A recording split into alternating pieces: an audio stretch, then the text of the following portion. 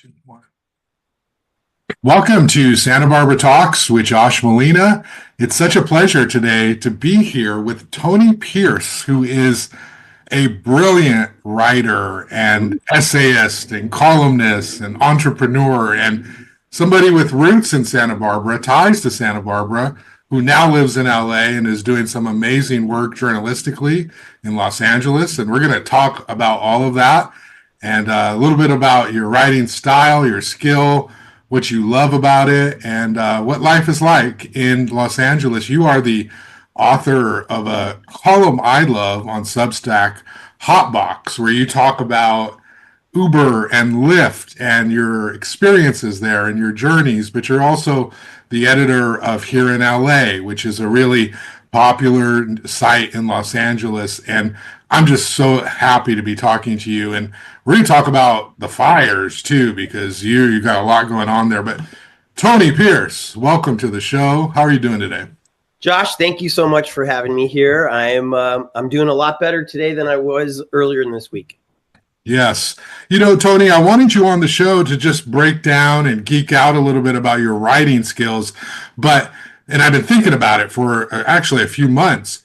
And I reached out to you, and then we had the wildfires or the fires in Los Angeles. So let's start there, because you've been writing about it. You live there. You're very familiar with it. Yeah. What's happening from your perspective in terms of your friends, yourself, your people you know? What's going on from what you're seeing? Well, it's sadly an ongoing story. People who have lived in California for a long time know that every couple of years there's going to be fires, and Malibu gets hit a lot. When I was in college in Santa Barbara got hit. It's just part of the experience of living in California. What's unique about this one, though, is that it hit so fast in some of the most affluent areas of LA and just totally devastated them. The Malibu fires, the Woolsey fires of a couple of years ago, destroyed a lot of Malibu, but it took a couple days. This Pacific Palisades fire, in one day, the majority of the residents in Pacific Palisades were gone. And so I think it sucks that when rich people's stuff burns down, there's a lot more attention to it than when not so rich people are affected. Which is why you might be hearing more stories about Pacific Palisades as opposed to Altadena, where something like 30 to 40% of that community is Black. There's still very fancy houses over there too, or there were. But I pay attention to which side of LA gets talked about more, Altadena or Pacific Palisades, just to see how human nature and journalism works. Because it is kind of a more dramatic story to talk about multi-million-dollar houses as opposed to just $1 million American dream houses. Yeah. So it's weird. It's sad. It's also, California is also so weird because you can have a fire over there and there's sunlight right over here. And so you think everything is cool, but everything is far from cool. So I don't know. It's bizarre. It's very sad. This has actually been the most emotional natural disaster that I've gone through, because it just happened so fast. So many people didn't have a chance to escape with all of their possessions, but thank goodness very few people have perished because of this. Yeah. So what's your take on a lot of the conversation out there where people are blaming Karen Bass, Gavin Newsom? There's a sense of an anti-government feel about how could the fire departments not get water. I sort of feel like it's a little bit early to be convicting people and blaming people already, but at the same time, there's definitely issues with access to water. Somebody who's in LA, not an outsider looking in. Yeah. What do you think of sort of the reaction so far? Well, I think it's okay to point some fingers now about things that could have been slightly different. But if we agree that the underlying reason that wildfires and the drought of California is happening because of global warming, then that's not Karen Bass's fault. She couldn't have fixed that. But she did cut $17 million out of the budget in order to appease the LAPD and to be a politician. It's hard nowadays to be a politician and take money away from the cops. Everybody's going to say you're soft on crime. Everybody's going to say you want to defund the cops, which is baloney. The cops have tons of money, and here in LA, they have too much money. They have close to $4 billion a year on a police department that can't recruit officers, who have a hard time punishing officers, who a lot of times don't do the things that we pay them to do. Meanwhile, crime is down in California. When I went to college in the 80s, maybe my gray beard can show you that I wasn't born yesterday. Crime was a huge deal.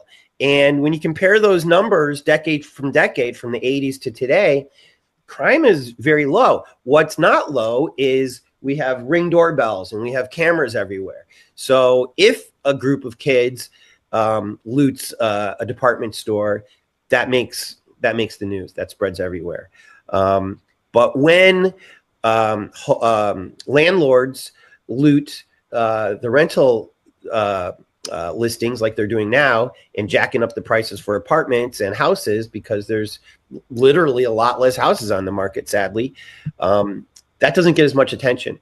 So crime is low, and yet we're giving the LAPD $138 million and taking away from all these other departments, including the fire department.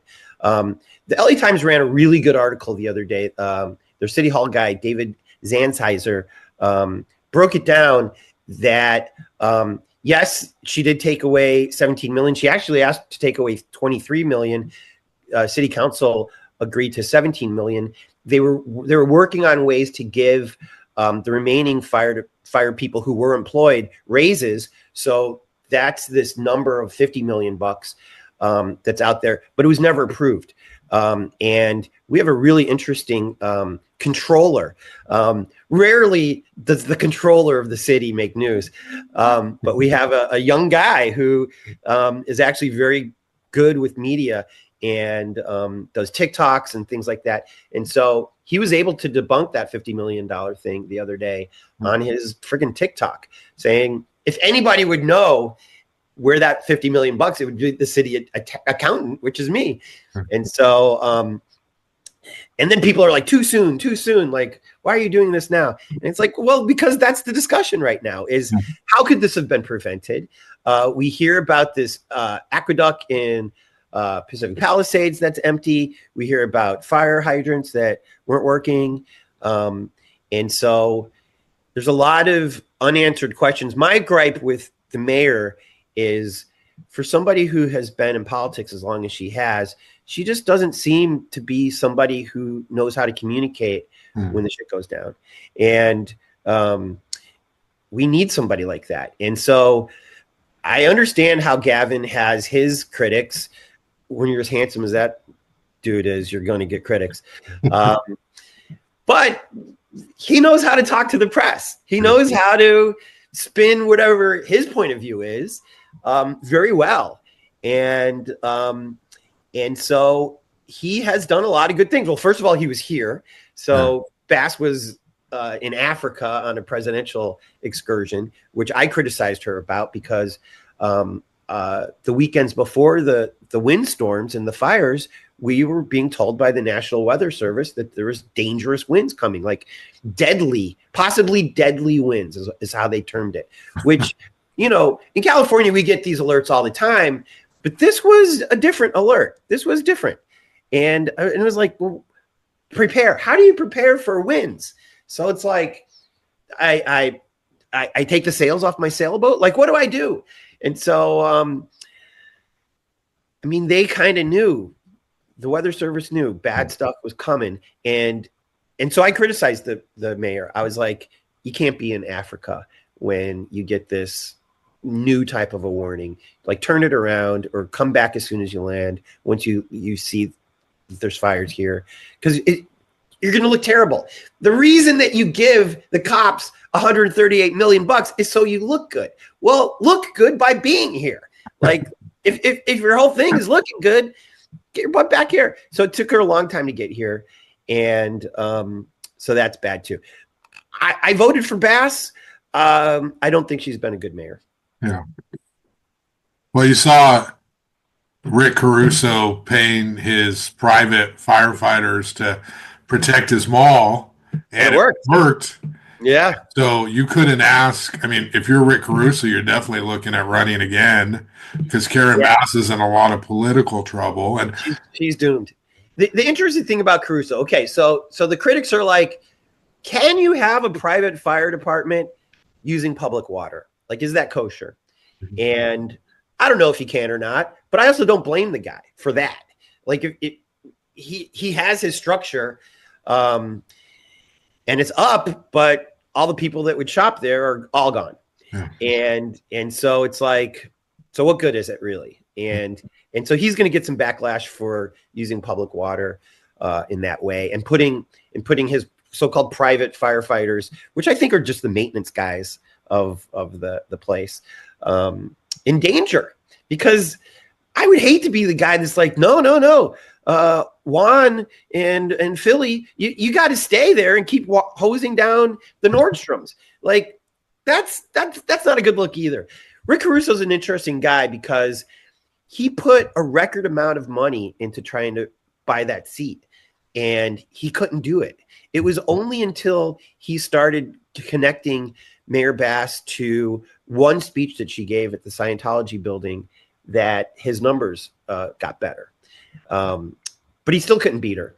And because he screwed up in a couple of ways. He screwed up by not reminding people that he built the Grove and the Americana, two of the places that people love to shop at. People didn't connect him to those things. And also, he kind of BS'd about being a Democrat. He's obviously a Republican. And we don't have a problem in California voting for Republicans as long as they're honest about it. Arnold Schwarzenegger was the governor, and people loved him even when they shouldn't have. And they didn't hold him being a Republican against him. And LA had plenty of Republican mayors. And so if there was going to be a Republican mayor again, it would be a guy like Caruso, who's got $1 billion and has done a lot for the city. So I think the city voters saw through the baloney and didn't want more baloney from the mayor.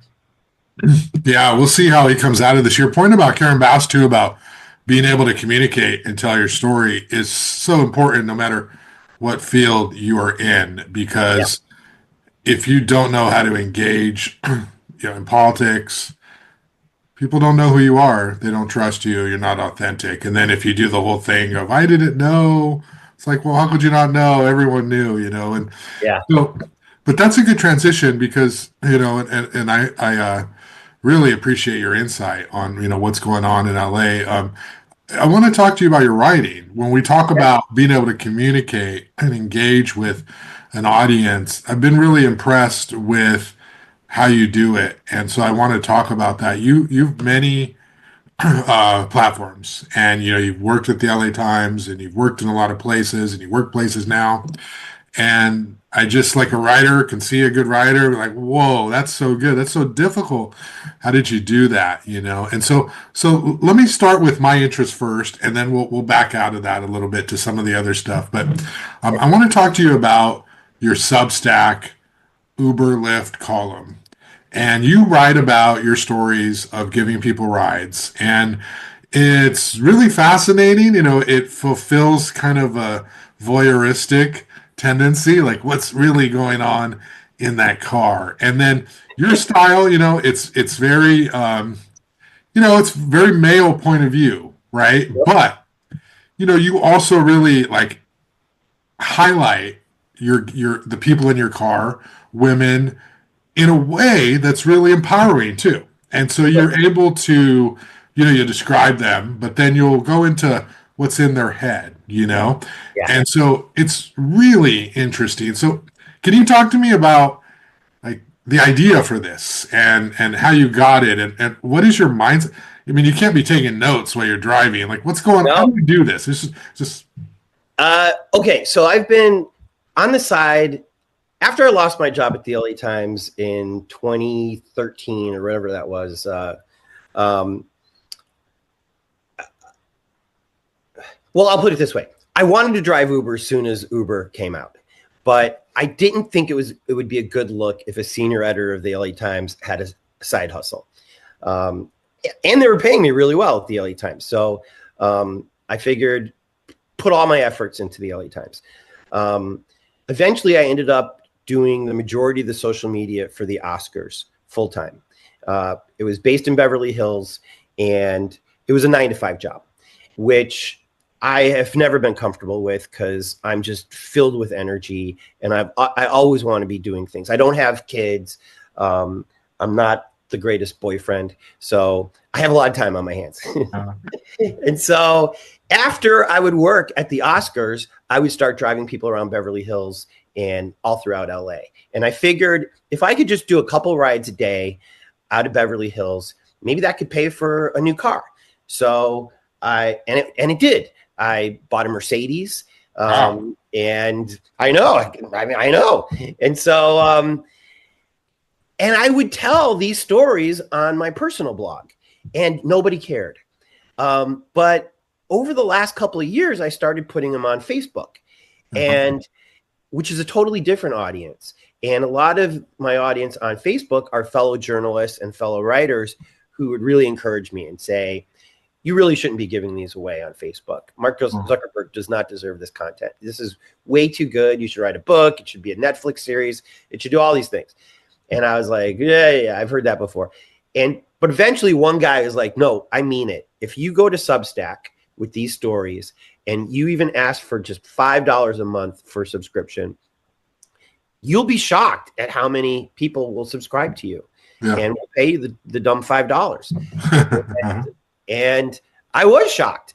So far, I've made like $1,000 off of stories that I'm still happy to just give away. And so I put my paywall at the very bottom of the story, right above what the passenger's tip was. And the reason that I do that is because on Facebook, I'd write this like I thought they were good stories too. And then put the tip at the bottom, and everybody would only talk about the tip. And I was like, well, what about the fact that she's telling me this wild story and she's a hooker and she's crying and like, she only gave you like this amount of like, and I was like, all right, fine. I don't want people to be distracted by the tip anymore. So I'm going to put that below the paywall. So, so to answer your question about style, my favorite writer is Charles Bukowski. Okay. And, when I was at the College of Creative Studies in Santa Barbara, I really liked Hemingway a lot, but procrastinating, I was at the 8th floor of the library, and I saw all these books by Charles Bukowski there, and I just started reading them to procrastinate, and I just fell in love with his style because I was like, wow, this is kind of like a blue collar, if not poor, Hemingway writing about LA, and he's always losing, and he's ugly, and yet he's still getting laid. Hero. And so I, in my head, these stories are kind of like if Bukowski was still alive today, maybe not as gross as Bukowski, and maybe somebody who knew a little bit more about the city than he does. I mean, he was a post office guy, so he does know some of the streets, but he's definitely my shining star. He's the guy that I aspire to be more like. Also, in part because he didn't really get discovered until he was in his 50s too, and so and he was also addicted to writing like I am. And so I always kind of think about just a common guy, a normal guy. So Hemingway was great, but he's also fancy. Like he's in France. Like I'm in East Hollywood. Actually, uniquely, I'm like a couple blocks away from where Bukowski wrote a lot of his stories. And so it's definitely a blue collar part of Hollywood. I'm trying not to be. I'm not fancy, even when I'm driving the Benz. I'm not being fancy, and so there's that. But there's also in San Francisco, when I lived up there for a very short period of time, Mhm. the examiner had a taxi cab guy who would write about driving all night, and he kept it simple too. It was AP style, just tell the story, and that's kind of another inspiration that I have is I think if you just tell the story and get out of the way of the story, these people will shine through. And really, these tales are hopefully about them, and the narrator is not overshadowing them. And so I think that's why people are liking these tales. Wow, there's so much there. I mean, that's amazing. I'm going to read a little bit from one of your columns in a second, but do you just go off memory? Like you just like because And I have a terrible memory. I'm a huge pot smoker. So what I'll do is at the end of the ride, I'll write down like 4 or 5 words on my my notepad in my phone. yeah. Because I'm going to forget anyways. And also the interesting thing is even if I was able to get their dialogue down, I think there's something about the process of all writing where you get the information in, you let it ferment a little bit, you go home, maybe even you talk about it a little bit, you smoke a little weed, and then you write. And whatever's true for you is going to come out. So I'm not real sure that notes would actually help me much in this. I think, in fact, it would probably distract me. I want what I remember to end up on the page, not what I wrote down. Yeah, no, it's amazing. Let me just read the little bit of a column, and in post, I'll add something here, or some kind of graphic. But it's titled "And Wanted to Know About Love," and I'm just going to read it to you because I just want to know about this process.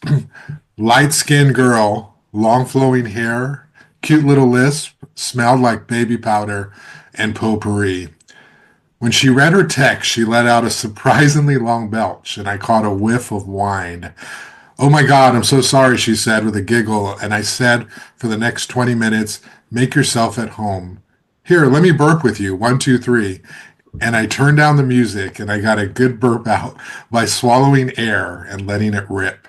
She laughed, and I said, okay, Westwood Boulevard, am I taking you to your boyfriend's house?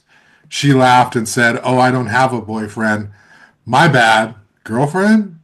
I'm so old, I shouldn't assume. No girlfriend either, but sometimes I wonder what's wrong with me, right? And that's just the beginning, okay? And so, first of all, your description of the smell, it's like, yeah, some girls smell like that, It's like perfect without a saying. I mean, it's like a perfect description. Um, and you don't use punctuation that often, right? You have lowercase, no Yeah. period sometimes. It feels very just sort of like freestyle. Yeah. Um, how long No did it take? quotation marks either. No, yeah, exactly, right. And so Yeah. that was one of the things I'd explain to again, is I read your story. We talked about your story in my CSUN class, and I explained to them like, you need to use punctuation. So don't go off, stop using punctuation. But if you ever become a master of your content, you develop a voice and a style, and this is clearly his thing, right? But talk to me about why no punctuation, and how long did it take you to craft that top? A long time. And Okay. the no quotes is hotbox. I'm 58. So I've been writing since I was a 8-year-old kid, so 50 years, I guess. I really liked E.E. Cummings, and I focused on poetry when I was in the College of Creative Studies in Santa Barbara, Oh. and I always got bad grades. And so College of Creative Studies at UCSB has no grades. And so I was like, finally, they can't punish me for my bad grammar, my bad spelling. So in a way, the lack of punctuation and grammar is a middle finger to all my teachers who gave me a hard time. No offense to the Right. I mean, obviously they were trying to steer me in the right direction, but I honestly never got good grades. I had to go to junior college before I even got to Santa Barbara, and which all of that I'm grateful for, because it taught me that I wasn't as good as I thought I was. Yeah. Just because you write a story in a piece of paper and send it to a chick in class in 12th grade or whatever, and she laughs, that doesn't mean it's great. You just gave her attention. And so, but I thought I'm a great writer. And the teachers were like, you are so not a great writer. So the lack of punctuation, the lack of all that stuff to me is I'm trying to make it as hard as I can for myself to be understood. Therefore, the writing has to be even better, you know? And so I'm kind of forcing myself to be even better than I need to be. Yeah. And so, but I also think it's a style that will either completely turn people off and they're not going to read it at all, which is fine, or people who are like, they're going to read it maybe a little closer. Because like, I don't know if you were an English major or not, but when I took Milton and stuff, or even Shakespeare, like you have to pay more attention to like Old English because it's not what we're used to in the newspaper. Mm-hmm. So in a weird way, I'm just trying to make them pay more attention if they're in, because I love these people so much. I love these characters so much, which is why I am spending time on them and telling their story. The smells and all that stuff, that's all college. That's all College of Creative Studies and the Daily Nexus, where they're like, tell us everything you can in as short as space as you can. And so smells, I think, is something that a lot of writers forget about, but that helps paint the picture too. Yeah. And did it take you like an hour to come up with that top? Or, I mean, how do you decide light-skinned girl is your lead? Well, I'm a light-skinned boy. I'm a very light-skinned black man. Yeah. And so, but that's also, so I'll tell you this though, Facebook was bad for these stories too, because people from all over could just comment and say, you're being sexist or you're being racist or all this stuff.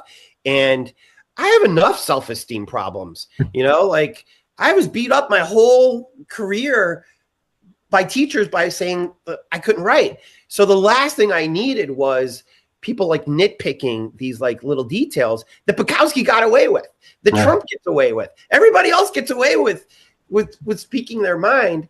And also this is a narrator. This isn't necessarily me, you know, and so in a way, these are, you call them columns. I call them short stories, whatever they're called, it's still a narrator. And you should decide for yourself, is this a reliable narrator? Is this a likable narrator? I'm not trying to be likable. I'm not trying to be anything. I'm just trying to tell these stories in a way that will get you to the end, because the end hopefully makes you happy that you read the whole thing.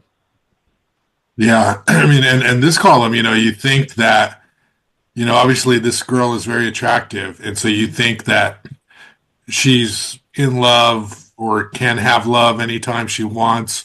And the story of this column is she doesn't really, you know, believe in love. And you are kind of going through and saying, you know, let's reshape your definition of love, because let me tell you what love is and what it isn't. And by the end, you kind of like turn her light bulb on, you know, and let's hope, you know, and you know, but I like this paragraph. I'm going to read one more here.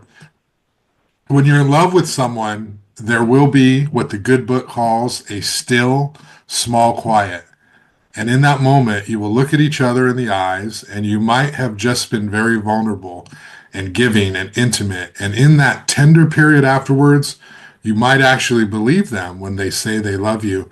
And you might finally want to say it back, not because you think it's the polite thing, but because you mean it. Truly, they rang your little bell, you know? And so I just really like that, because you say so much without going on. And your word choice, short sentences too. That's really unique with you. You mentioned your age, right? You know, and I'm old too. And it's like, we were taught one way, and now nobody has a attention span past a minute, or they don't. But you've really adjusted, right? You've really, you know, your audience, right? You know, short sentences, quick, and people there's a pacing to your story, right?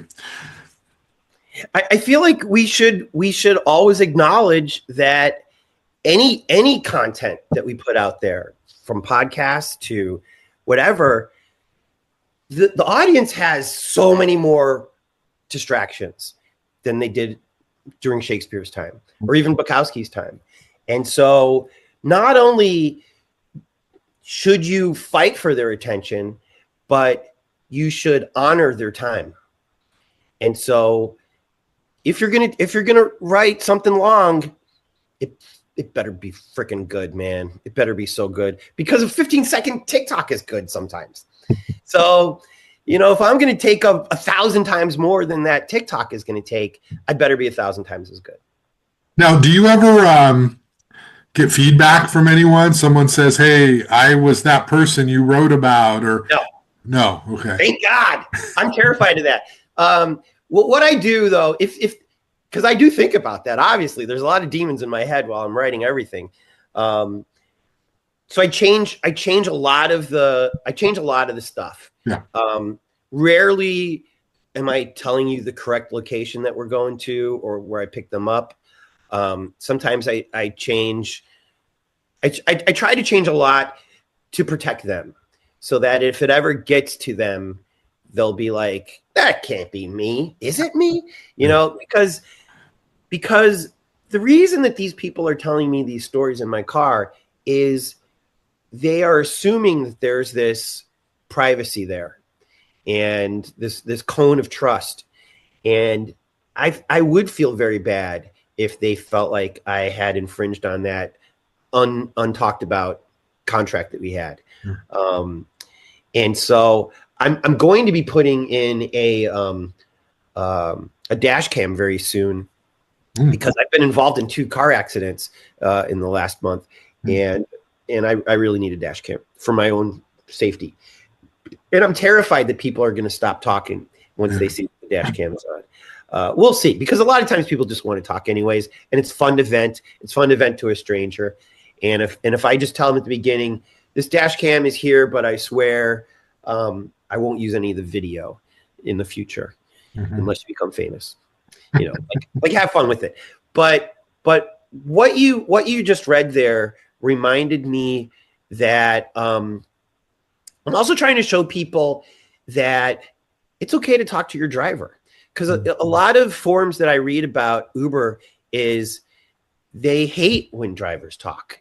They hate when drivers ask too many questions, and they prefer when the driver just shuts the hell up. And I think that's a wasted opportunity, because we are 2 strangers who would have never met each other before, and we've got 20 minutes in an intimate space where we could really be honest with each other and give it a shot. This is your time. Google is spending a lot of money to put me out of business with these Waymo automated cars, and I think it's a disservice to human nature, because we should be talking to each other. And Google doesn't need more money. Also, there's not a lot of money to be made in rideshare. So why are they killing the side gigs of hundreds of thousands of people who are just trying to live in Santa Barbara? So, well, if I got into your car, you'd be telling me I don't want to talk, because I'm a talker too. You'd be like, "Who is this guy? Tell him to shut up." No. Are you kidding? No way. No way. Do you ever have bad experiences? Obviously, you don't really write about those, but I mean, that's the worry, right? Like, you're going to pick up some crazy person. Does that happen? It does happen. Like I say, I've done it for 10 years. I've done thousands and thousands of rides. For a while, I stopped driving at night because the odds of you having a bad experience at night are much higher. When people get drunk, they're not themselves. And so I have had bad problems. Also, a stat that doesn't really get as much attention as it should is every day there are 4 assaults in rideshare. Half of them are the driver being assaulted. Half of them, the passenger, are being assaulted. We're in a very vulnerable spot where our neck is just exposed to somebody. And we've seen some viral videos of where people have gone off on the drivers.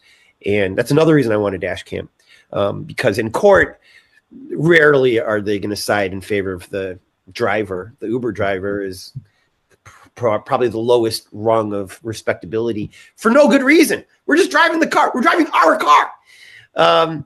And so, yes, I have had bad experiences. I don't mind talking about them, but I also don't want to be a victim. That's one thing that Bukowski taught me through his stories is even when bad stuff happened, he never portrayed himself as the victim. And he would just go take a bath and buy a $1 bottle of wine and listen to classical music and fall asleep in his fat, slobby bathtub. And I really always appreciated that he wasn't whining. He's not a whiner. And so I've had some bad experiences. You're bound to. But believe it or not, the worst experiences I've had are when people just won't talk. Because I'm like, fuck, I've wasted an hour on this ride and I can't turn this into anything. Can't crack them. Yeah. Yeah. So that's my worst rides are when people won't talk.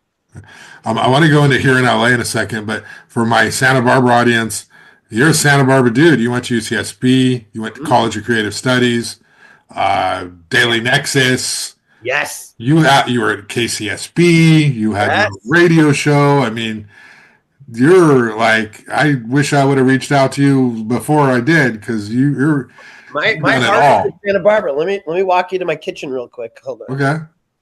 Let's see here. Oh yeah, there it is.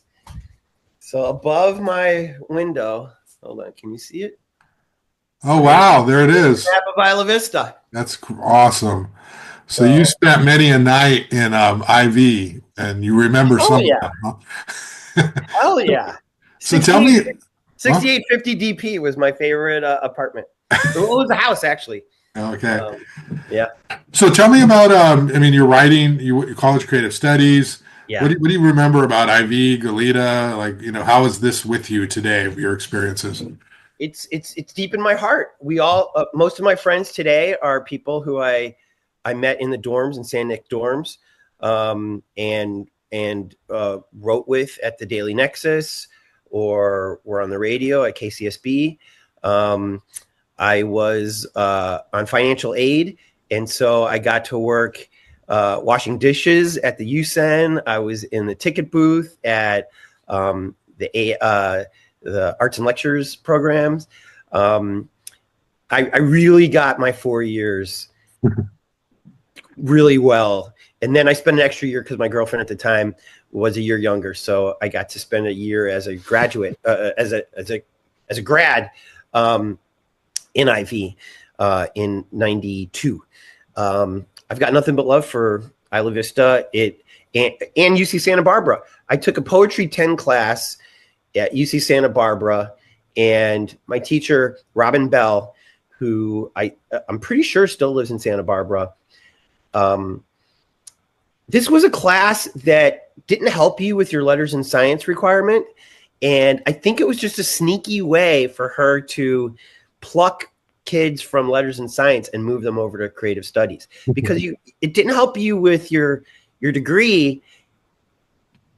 It was really just for kids who like to write poems. Mm-hmm. And so one day I said, can you help me with this 15-page love poem I've got? And she's like, a 15-page love poem? Let me see this. And she was like, you need to know about this school, the College of Creative Studies. And that boost of confidence is what got me to finally apply at the Nexus. And at the Nexus, I became the most prolific writer that year.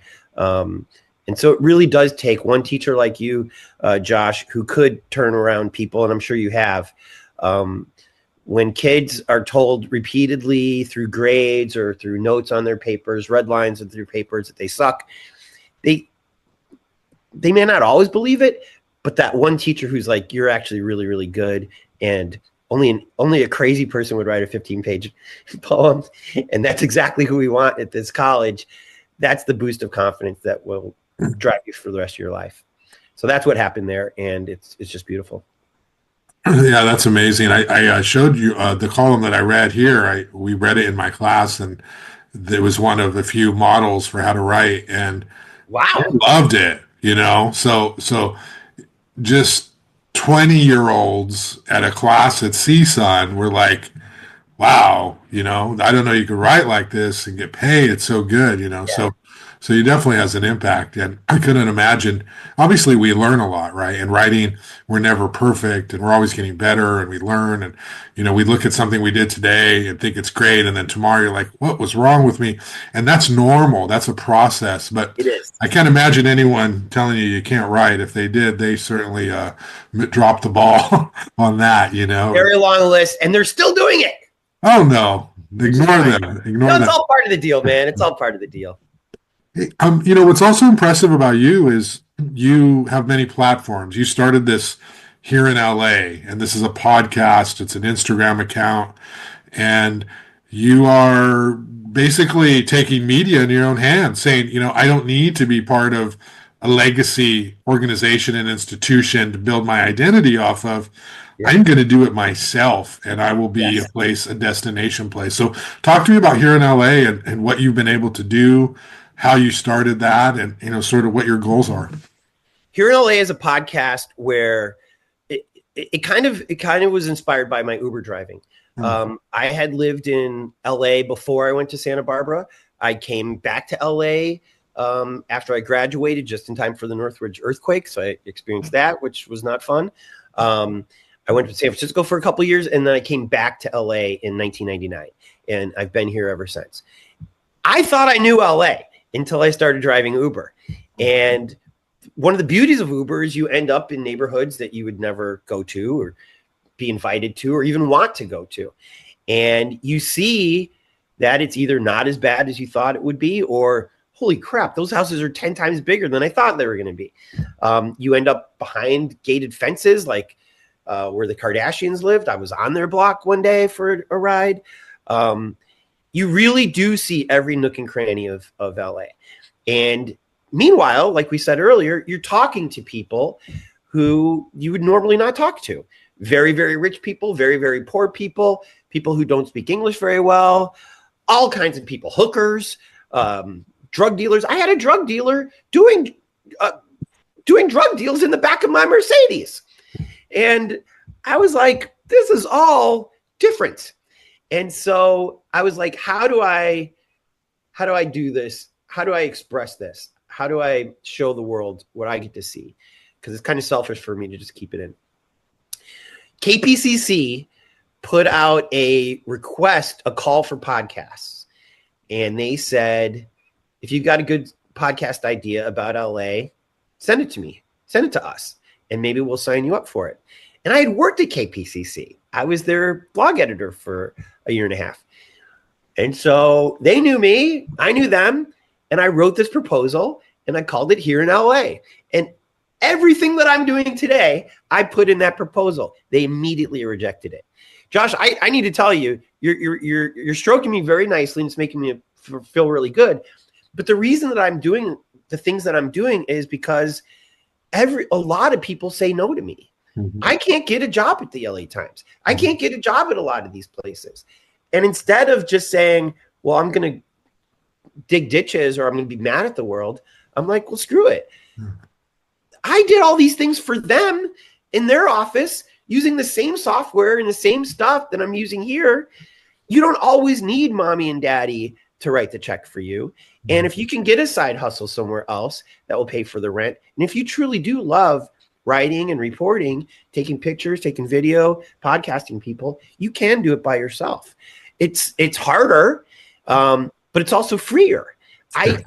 Half of the people that I interviewed on Here in LA, we've done 129 episodes. There is no way that the LA Times, who I also pitched this to, or KPCC would have allowed me to talk to these people, because this is not the people that they want. I think the reason they rejected it is because the goal is to go to all 400 neighborhoods of LA. And they clearly don't want to go to all the neighborhoods of LA. They only want to go to the ones that they think they can get revenue off of or clicks from or whatever. And I'm like, great. You are the easiest people to beat then. If you don't want to field your entire team, and I can play all the plays that I want to play wherever I want to go, and I don't have to like get approvals from people, I'm going to kick your butt. And so guess who the LA Times has finally caring about neighborhoods. Guess who LA Taco and LAist and all these other people are focusing on now? Neighborhoods. And guess who all pretty much quit once they realized how hard it was? They all quit because it's really hard to cover all these places, even when you have a huge staff. Yeah. Yeah. And I mean, that's impressive. When you, media is tough, journalism is tough. And if you're in the certain age group, you've had to reinvent yourself because, we went through this period of massive layoffs, transition to social media. No media companies figured that out. Like if you're new right out of college right now, you don't even like know what's ahead of you, or you have this idealistic view of what's out there. And so it's really hard to work for some of these places that call themselves the established media, but yet they're very much out of touch with out of what touch. people really want, and so you doing it and going to the neighborhoods is, amazing. How do you have the balls to just be like, I'm going to do this, right? So you got rejected. So what, you just started it on your own and said, hell yeah. Screw you? Right. Hell yeah. I don't think it takes balls. I think it takes, well, I mean, I'm inspired by the TikTokers. I'm inspired by the millennials and the Gen Zs who just get on Instagram and start their own channels and do their own things on YouTube, and those creators. And because I'm Gen X, I've never cared what people think. And also because I'm an experienced journalism, I know I can beat all those people in talking to other people. Maybe I'm not so great about putting the camera in my own face because I don't care about my own face. I care about everybody else. And so none of that was hard. And hopefully I can inspire people to do it themselves too. There's a giant void in news coverage in LA right now. When I first moved here, the LA Weekly was 100 pages big every Thursday. There was other alt weeklies. The LA Daily News was huge. There was a newspaper called the LA Herald Examiner. The LA Times had millions of subscribers. A lot of that is gone. I was at the library the other day reading the Friday edition of the LA Times, and I think it was like 30 pages. The entire newspaper was 30 pages. When I was at the Daily Nexus, we would have regularly 24 papers. And so I'm like, what is happening? So, and as we know, TV news and radio news mostly just does whatever the LA Times does, just later. So there's a huge void in LA coverage right now.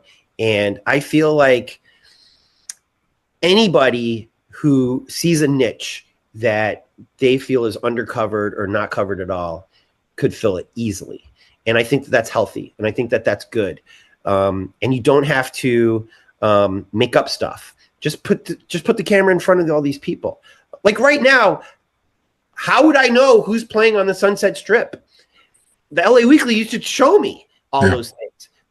But music journalism, where would you even go today? Meanwhile, this still is the music capital of the world, and yet there's very few publications that are writing about LA music. Yeah. So there's a huge opportunity for people if they care, if they want to do it. And then sadly, a lot of the college journalists are affected. I don't think the Daily Nexus. Well, first of all, the Daily Nexus isn't daily anymore, right. and the print product isn't really coming out much. And so the kids are going to have to learn themselves. The best advice I gave to the Daily Nexus the other day was just walk down Del Playa with YouTube on and just stream it. Just stream it. You don't have to say anything. Just show what's happening. Like that content is so interesting. Like, and Lord help you if you turn the camera on yourself and you tell us what you're seeing. And so it doesn't have to be that hard. So that same thing is why I'm doing here in LA. I want to go to all the neighborhoods and number one, show people what the neighborhoods of LA are, but also show what they aren't. So Adam Carolla, of all people, Did you ever listen to Love Lines back when he Oh was? yeah, I remember. And then he was on. And they had their MTV show too. Yeah. So Adam Carolla, of all people, should know that Santa Monica is a city and not a neighborhood of LA, and that Beverly Hills is a city and not a neighborhood of LA. But I don't know if he's playing stupid, which he's very good at doing, or he really is that stupid. But he put out a tweet and said, this is what the people of Beverly Hills, no, he said Malibu and Santa Monica get for voting for Karen Bass. Oh, And I'm like, I know you're trying to make money, bro. I know. And I know your audience doesn't know the difference. But the city of Santa Monica and the city of Malibu do not vote for the mayor of LA. Like, and I'm like, this is why I started this podcast. If the only thing I can do is teach you that there are 88 cities within the county of LA, and one of them is LA, and within the city of LA, there's 400 plus neighborhoods. And some of those cities within the county are places like Beverly Hills and Santa Monica, then great, then I've done my job. But if I can also go a step further and show you that the people who live in Hollywood and Venice and all these other places aren't the stereotypes that you think they are, then I've really done my job. Yeah. And that's the goal. So do you reporting? Do you go there and talk to people? Is that what each episode is a neighborhood and you just tell the story of somebody, or each episode is a person? So if I was younger, like it is funny when we talk about age, because in my heart, I still feel like I'm 20 years old trying to kiss a girl in Del Playa. But in my heart, if I was 20, I would probably be trying to collect a whole bunch of people from Pacific Palisades to be guests on the show and to tell their very, very sad story about losing their homes in the neighborhood of Pacific Palisades. Altadena is unincorporated. I'd probably change my rule a little bit and talk to those people, some of whom are my friends, some of whom I've already interviewed on here in LA. But I want to be sensitive to these people right now and give them a chance to breathe. But their stories need to be told at some point. But this is sadly the first chapter of their tragic story about that neighborhood. So yes, I do go to those neighborhoods when I'm invited into their homes. Sometimes they come here and tell their story. Not everybody wants me in their house. And we talk about who they are, what jobs they have, what brought them to that neighborhood, sometimes what's making them leave the neighborhood, the things that they love about the neighborhood. Because to me, what makes up the neighborhood are the people, not the restaurants, not the buildings. And so when the LA Times tried to rip off here in LA, they did the opposite. They're not talking to the people. They're talking about the cool new coffee shop or the old building. And it's like, well, maybe these fires have taught you those are gone now. So now what's the neighborhood? The neighborhood's still the people. Mm-hmm. So I focus on the people. And some of them have come from my Uber rides. Some of them are my passengers. Probably my best, well, maybe not my best, but one of my favorite stories was I got this tweaker guy in the Valley, and he was just tweaking hard. And I go, "Are you okay back there?" He's like, "Yeah, man, I'm trying to kick crystal meth." And I go, "Oh, well, what? You should just give it to me then. Like that'll make it easier for you." And he's like, yeah, funny. I've already done it. I go, "Yeah, I can kind of tell." So he tells me on his ride that he spent 6 years in penitentiary for holding up these mom and pop pharmacies in Orange County because he had such an opiate addiction that he started robbing these pharmacies. And he eventually got caught and had to spend 6 years in Wisconsin. And I go, "I don't really do this a lot, but if I can get your phone number, I'd love to make this a podcast." And so he ended up telling me his story on his podcast, which was just unbelievable. And so in a weird way, these are the people in your neighborhood. Sometimes you live next to a drug taker who is trying to turn his life around. Yeah. And that's why his grass looks crappy, is because he doesn't care about the grass outside. Right. You know? So I love this podcast. I don't think it's ever going to make me any money. That's not what what's important. What I really want to do is show people both inside of LA and outside of LA that the people in LA are probably a lot more like the people who you live around than you think. Yeah. That's amazing. Do you still it's hard to hustle, right? There's got to be some days when you're like, oh man, I don't want to do this, but you still love writing, talking to people, interviewing the same today as you did when you were 20. Does that part, how Yeah, did that change? maybe more now because I have a little bit more confidence. I'm probably about 3% confidence as opposed to 2. Um, but I yeah, I mean we've talked for 2 hours already now almost, right? So and I'd rather learn from other people. I prefer conversations where I'm doing less of the talking. But I'll talk to anybody about anything because I just love human nature. And one thing that journalism taught me about talking to people is, well, that's where your content is. You know, I can't imagine being on top of some mountain and trying to imagine these stories. Like that's really fucking hard. But when they give you the quote themselves, you don't have to make it up. Yeah. You know, and so use your creativity to like set the scene a little bit, but the gold is all coming from the other people. Yeah. Just a little bit on your background and where you grew up. Were you a shy kid? Did you always know what you wanted to do? You're from what, Chicago? Is that From right? Chicago. I'm from the suburbs of Chicago. I always wanted to be a baseball player or the manager of the Cubs. Okay. Because I always got bad grades, I never thought I'd be a writer ever in a million years. And I actually didn't think that I was going to live in LA. But when my senior year of high school happened, Illinois was playing UCLA at the Rose Bowl for the Rose Bowl game. And it was 81 degrees on January 2nd. And I told my friends, I am not going to University of Illinois. Forget that. All these girls are supermodels. This weather is unbelievable. Pasadena's the most pretty place I've ever seen in my life. Like, this is crazy. I'm gonna finish and come straight back here. And so I never really knew what I was gonna do. Even at Santa Monica College, I volunteered for the baseball team to be a coach because I just love baseball so much, and I mostly because I wanted to help the Cubs win the World Series. But I never thought I'd be a writer. Who's that guy who interfered in the audience when they were finally going to win the World Series? What's his name? Steve Bartman. Yeah. Were you pissed off at that guy forever? Unfortunately, I always said if I ever met him, I'd punch him right in the face. And people are like, but it's over now. It's over. Like, he feels bad. Like, we've never heard from Steve Bartman ever again. Like, he had to go. Yeah. Yeah. But once the Cubs won the World Series, I forgave him. It's over now. They gave him a ring, and he was still bitter about it. You know, they gave because the Cubs, they felt bad for him. They gave him a ring, and he still was like, "My life was ruined." But what did your parents do? Were they writers, or what were they?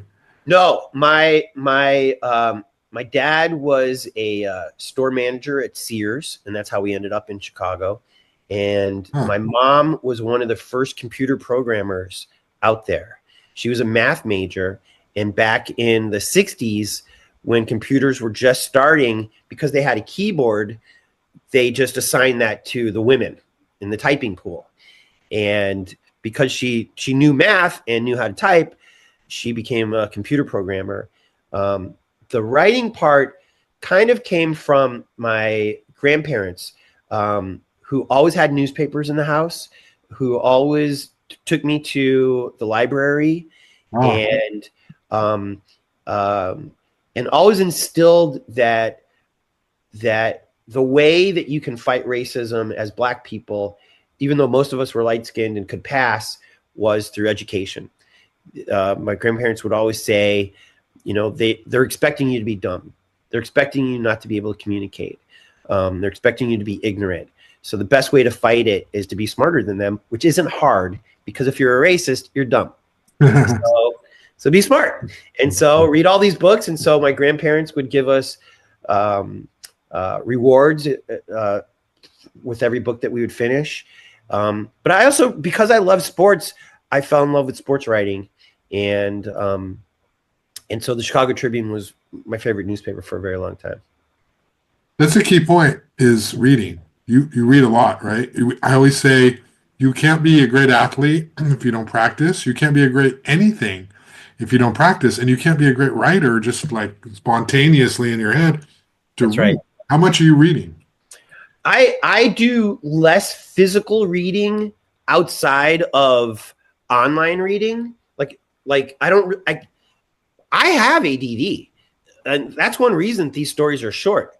My blog post for my podcast is long because I'm trying to like get this hour-long conversation down. But I have difficulty reading actual books right now. Mhm. And so I do a lot of audiobook reading for my books because we've got Libby now, Audible.